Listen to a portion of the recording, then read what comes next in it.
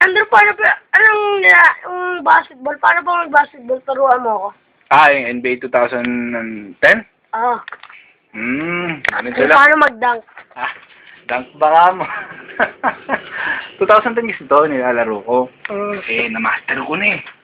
Matagal na panahon ko nang nilalaro to. Panahon pa nung ipauso basketball. Ito, panoorin mo. Ito si LeBron James.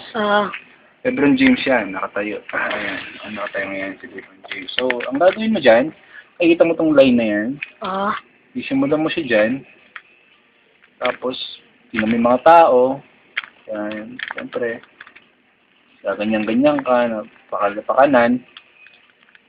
Pakanan, ayan. Tapos gabalik ka doon. Pagka mukha ka ng tanga dyan, itigil mo na. Di ba?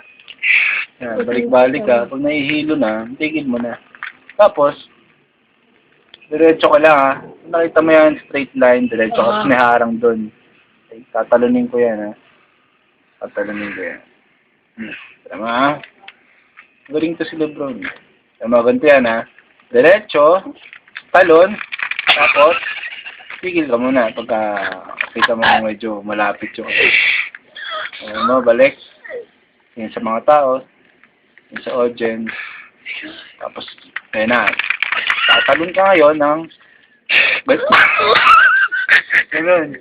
Siyempre, kung ano kasi, madulas kasi naapakan lang ako. Naapakan lang ako dun. Ayan. Second chance sa atin naman. Ayan, nabigits mo na ba? Ayan, unti mo naman natutunan niya. Ano mo to ha?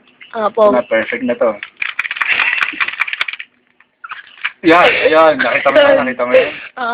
Diba? Galing. Yan ang pinakamagandang mo yan. Hindi ko sinushoot para makita mo muna, tapos saka ako ito na. Shoot na. Ito yung pinaka-master na ano. Teka lang. Galan daw. Kaya excited. Wala ako. Ayun! Ganun lang yan. Tingin sa mga tao. Tingin sa mga tao. Pahiya eh. Kawa naman eh. Ano ba? Yan ha. Diretso mo. Ito kayo. Mo tapos.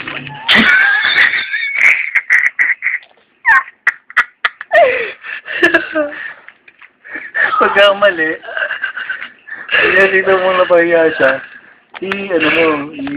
ulitin mo na lang, ganun lang. Ayun.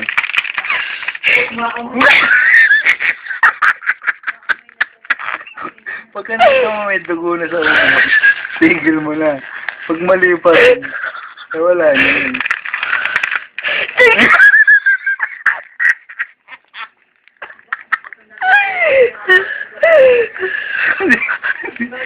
Ito na, perfect na to.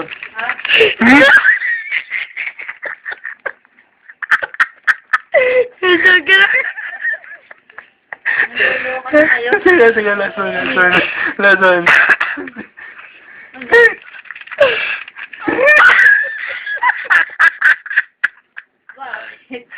Niloloko nila. Ano ba yung